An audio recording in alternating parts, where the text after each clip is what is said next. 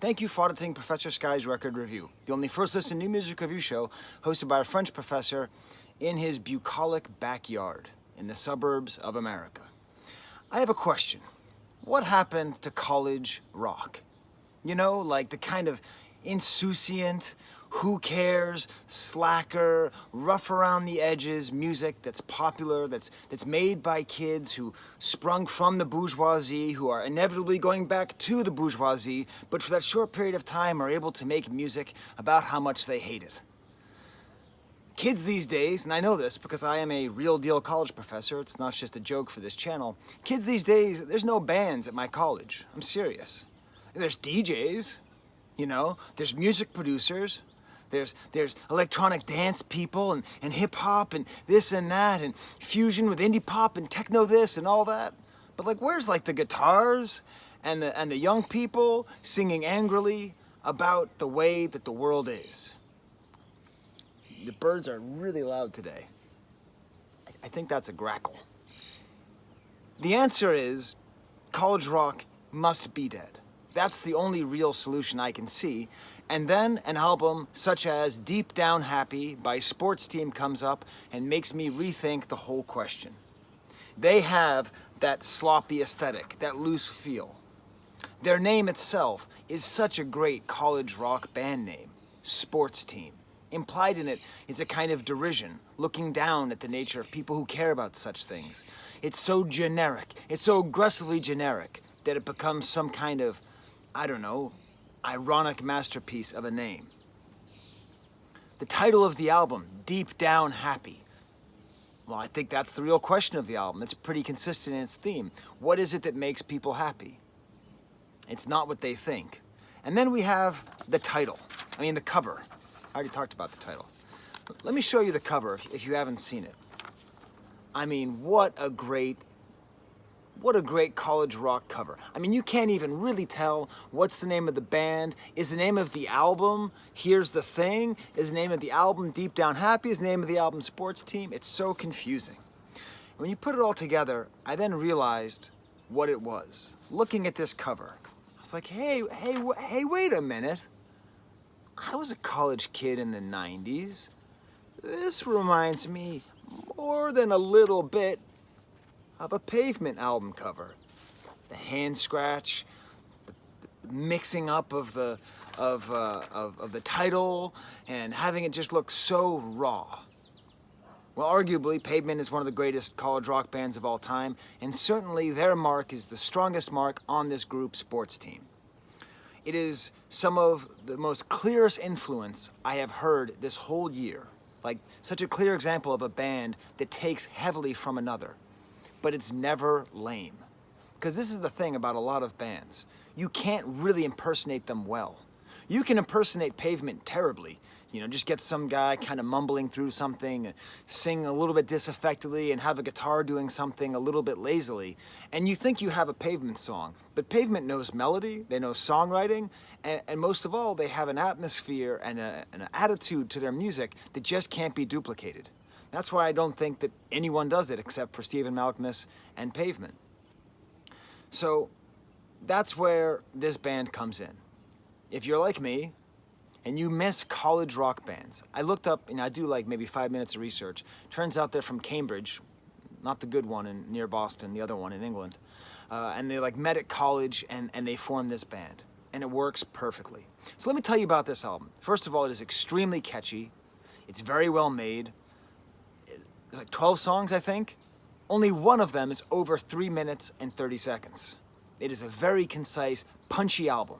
Every track is punchy and great and catchy, especially one track, which is in my head basically all day, every day. They have kind of an equation that goes for all the songs. The singer does this kind of speaking, singing thing, which reminds me a little bit of Pavement. At times he reminds me of other singers, and I'll get there too, but he's always kind of like talking. And I think that's part of the reason why their songs are rich. They're rich in meaning and significance, despite the fact they're so short. This is a very thick album in terms of the amount of information that's conveyed, but it's all done so quickly. Really nice, like spurts of actual singing, but just like for 1 or 2 notes here or there. Great sloppy guitar, very good bass, solid bass work, solid. That's another thing about Pavement. You know, the rhythm section is always so good that the singer can sound lazy and like he's, you know, working at 7-Eleven and selling you a hot dog, but the rhythm section is so tight that it keeps it through. I would say that this whole album is actually an explosion of a single Pavement song. I have for you here my copy of Pavement's one of their masterpieces, Brighten the Corners. This is actually, like, this is the most 90s thing possible. I bought a copy of this at a used CD store. I was given a copy of this that someone bought at a used CD store, and it's signed by the entire band. Like, who goes to Amoeba Records and is like, yeah, I have this signed thing. Will you give me $3 for it? Anyways, track 2 on this album is called Shady Lane. It's everybody's God. And it's all about the nature of middle-class desire and the way that everybody wants a shady lane. That's why I'm outside for this video.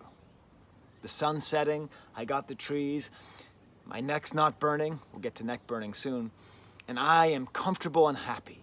And this is, as Pavement says, everybody's God. Everybody wants a shady lane. This whole album is a relentless attack on middle-class bourgeois values. But it's good. It's not boring. It's always funny. It's always sarcastic. It's always interesting. Listening to this album makes me feel, oh my God, this is gonna make me sound so old. I'm just gonna say it anyway. It makes me feel not like I'm back in college, but it connects me to my college brain. You know, my sort of like, everyone's so stupid. How do they not know how stupid they are? I know how stupid they are. And that's kind of what's going on here. But again, the songwriting's so good. It's so catchy. The singer's great. Like, you just love him. Like, he, you know, the singer has it, right? Whatever that is. He definitely has enough charisma to pull you through. So that's the entire album. It is Shady Lane by Pavement, just taken out over an entire 40-minute album. It's against British imperialism, it's against the bourgeoisie, it's against conformity. This dude really hates suits and ties. There's like 17 different references to suit and ties. So it starts off with the track Lander. Again, very speak-songy. It's a story about someone who wants to be a bourgeois pig. The line that he uses is he looks forward to being the lawyer of somebody who hunts foxes. So that's interesting, right? Like, he doesn't actually want to be someone who hunts foxes, so the actual nobility, but he wants to be able to make enough money from the nobility to be higher station than he is. There's also kind of a hint here and at other places at the sort of emptiness of a privatized Britain. You know, the railway and the NHS always under threat. So saying that the ambulances don't work, but you can always take an Uber. There's a real socialist sense on this album, a real anger at free market capitalism and what it's done to us as people and as a society.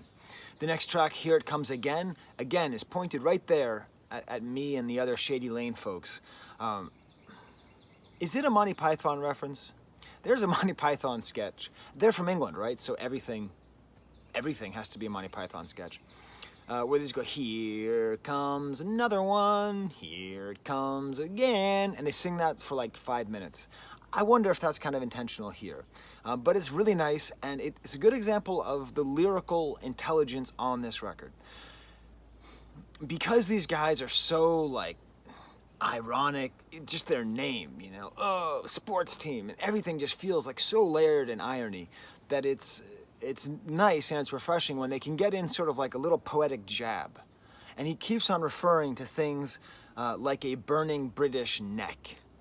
And that's just a beautiful image, sort of a self-hating image of just discomfort of being outside, a sort of inability to exist outside of some kind of comfort zone.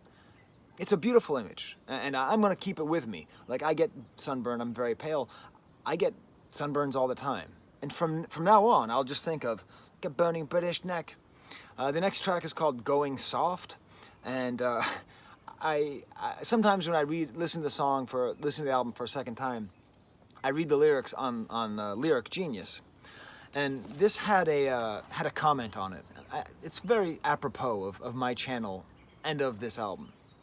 This is what they say about it. This is a Sean Bremacombe. Don't know, some commenter, annotator on lyric genius. Song about erectile dysfunction, dedicated to the older sports team fans that keep them afloat by buying the vinyl. That's funny. I hesitated doing some kind of performative fake laugh, but I'm not going to. But that's funny.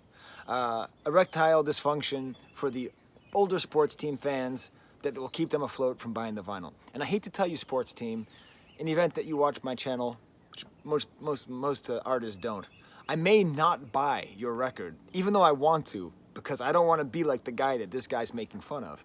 And it's true, it is sort of the irony here, but it's just about like some guy who's trying to keep it alive. But what's cool though is he talks about only listening to the old bands. So that's really the kind of criticism that this channel is partly dedicated to. If everybody my age and older, you know, in their 40s and whatever, were open to new music, like they would stay mentally flexible to the point where I think they would be less rigid and less conservative in their political and social outlook. But this is a song about someone who doesn't do that. And their inability to listen to new music, like Sports Team, makes them go soft. There's an actual guitar solo on here, which is great. Again, I love good guitar solos. I especially love good guitar solos when they are not difficult to be played. When they show a lyrical capacity, just a very Pavement-esque actually, like where it sort of hits the melody and then kind of fades back. Just really, really nice.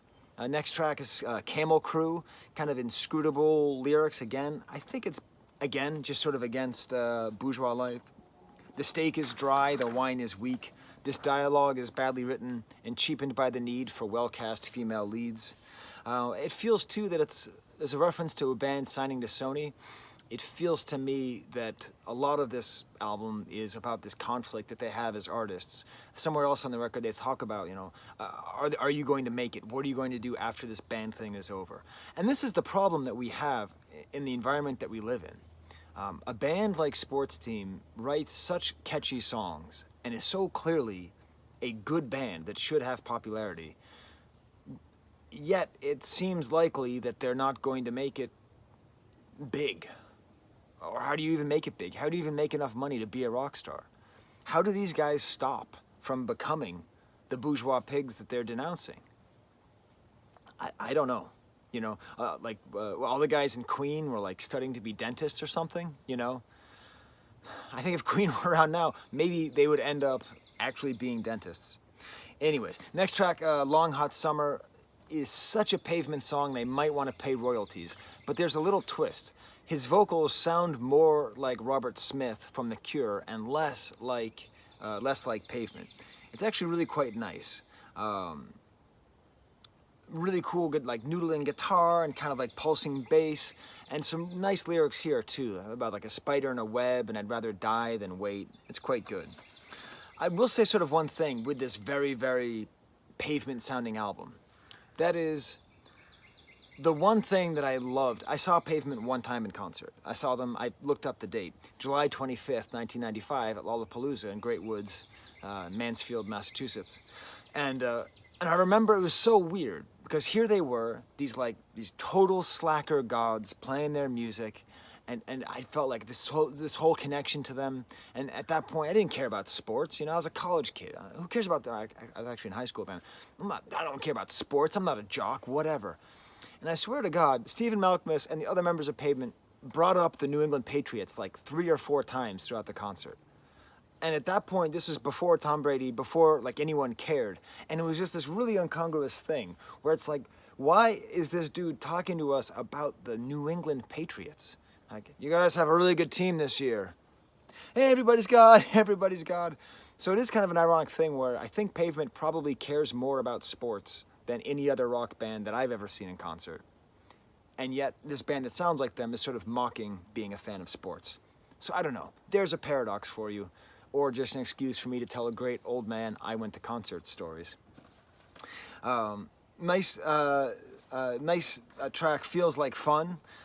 More suit and tie bashing. It's cool, it has kind of like claps going on behind and the guitars kind of doing this octave thing. A little bit more of a Velvet Underground feeling, the kind of plodding nature of the guitars. And then I would even say that the vocals here verge a little bit like Julian Casablancas from The Strokes, but I don't know, maybe I've just been thinking a lot about the Strokes lately because of that new album. Then comes The Stamp. Oh my God, this song, this is in contention for Song of the Year. There's like 3 songs in my head that are Song of the Year. One's a Charlie XCX, one's a Run the Jewels, and then I think this might be it, as far as like a super great, zeitgeisty, catchy, wonderful song of the moment. It's called Here's the Thing. So I'm gonna play you 14 seconds of that right now. Here's the thing. If you smile on the foot, everybody smiles. If you work a little harder, you'll get by. Or you can trust a man who wears a suit and tie. So just lies, lies, lies, lies. Here's the thing. This song is so catchy. It's so wonderful. It's all about the lies that authority tells us, you know? And what I love is the fact that it's called Here's the Thing. They're doing something which I think a lot of great musicians and poets can do. They're taking an idiom and exploding it. Like they're taking the idiom, and you know, Tom York does this all the time, taking some kind of idiom, commonplace sentence, and then saying it again and making you reconsider it. Here's the thing is one of these sentences where whenever somebody says it, you know the next thing they're going to say is going to be complete horse hockey, total garbage. Here's the thing. It's kind of like my friend Brad used to say, that if anyone ever stops to say, if you really think about it, the next thing that will come out of their mouth is false, right? If you really stop to think about it, false. Or if someone says, honestly, lie. Here's the thing. So that's the setup of the song. But then the way that's followed in, you know, I'll read you some of the lyrics. Here's the thing, if you smile enough, everybody smiles. If you work a little harder, you'll get by. You can trust a man who wears a suit and tie. Listen, I wear a suit and tie for my job. I like teaching in a suit and tie. It doesn't make me the enemy. Anyways, you wear a suit and tie. It's all lies, lies, lies, lies. And it's this great song that's a political song, but it's almost a political theory song.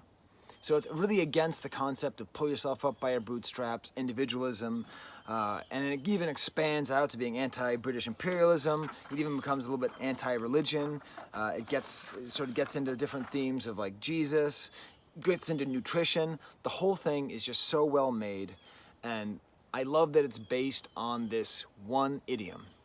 And as a language teacher, that's what I love. I love idioms because I can't translate this for you into French. If someone asked me, how would you translate here's the thing into French, I'd be like, well, not quite et voilà. You'd say enfin, voilà. Mais, like, I don't know where I'd go with it. And if you speak another language, good luck. Try to think about the way you would phrase it. Here's the thing. You can't. Next track, The Races, ends with, I believe, kazoos. Next track, no, I'll talk a little bit more about The Races.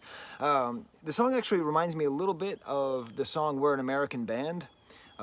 Maybe the least interesting song on the album, but lyrically it's a little bit interesting because it's about going to the races and having some guy there who's like a boring nationalist. And I don't know, that's kind of interesting. Born Sugar is the most affected voice on the album. It's about like moving to the country and getting away from the rat race. Really beautiful bridge on there as well. The track Fishing may be my favorite track after Here's the Thing. It's about, again, living life as an artist versus what's expected of you, and kind of a lament for, and I can't tell if it's ironic. Hey, here's a problem I have with Sports Team. Hey guys, when are you being ironic? Is this ironic? We don't die anymore because we don't smoke anymore. We don't laugh anymore because we don't joke anymore. Who's the we? Is that you? Is that us as a society? Is that some bourgeois pig who's fishing by the Thames? Or as I thought, watching Danger Mouse as a kid, Thames. Is that what it is? I don't know. But it's an interesting idea. The next track, Kutcher, is dedicated to Ashton Kutcher. It's a funny breakup song. I get the sense this is probably their biggest hit because it's such a great idea, writing a song called Ashton Kutcher. But it's not their best track. I mean, not by far. But it's an interesting idea because the whole thing is like he's referring to his ex-girlfriend as Ashton Kutcher, and that he just wanted to be her Demi Moore. And it's a sweet, interesting, kind of funny song. Stations of the Cross is fun because it has some of my favorite lyrics here. Weekends follow weekends like the Stations of the Cross, and it's not that you're unhappy, you're just happy on and off. Nothing like the stories that they taught you growing up. I talked to you about college rock and roll, and I've gone back and forth to this theme of college rock being the sort of temporary rage against the bourgeois life from which you sprung and to which you are headed. And this is really a good depiction of it, you know? This is a good depiction of the banality and the tiredness and the boringness of life. It's not that you're unhappy, you're just happy on and off. How do I lie to myself about how happy my willow tree and my bird feeder makes me? It makes me very... Do you know how cool goldfinches are? They are just so... These little cute yellow birds, and they eat the seed. Okay, so there you go. College rock is not dead. And college rock has changed, you know? I think this could almost go in the category of classic college rock, because college rock now is all basically made with computers. Okay, well, I have to go pick up my son, so I'm gonna go do that, enjoy my shady lane. And for the goldfinches, and for Pam, if this is your CD and you find me, let me know, I'll send this back to you. I mean, come on, Pam, what are you doing? There's the camera. Okay, it's a couple hours after I recorded the video, and I was listening to the album again, which is a good sign. If I listen to the album after I finish my review, that's a good sign for it. I really highly recommend it, especially if you like good sounding, sloppy, catchy rock and roll. But while I was driving, I realized there's one more element in the sort of stew that is Sports Team that I forgot to mention. The singer reminds me a lot, actually, of Jarvis Cocker of Pulp. That kind of weird, like aggressively confident, ironic, talky, singy style, that's really where he kind of is. So if you can sort of imagine Jarvis Cocker leading Pavement, you could do a lot worse. Okay, now this is the real ending to the episode. Mosquitoes are out. There's the camera.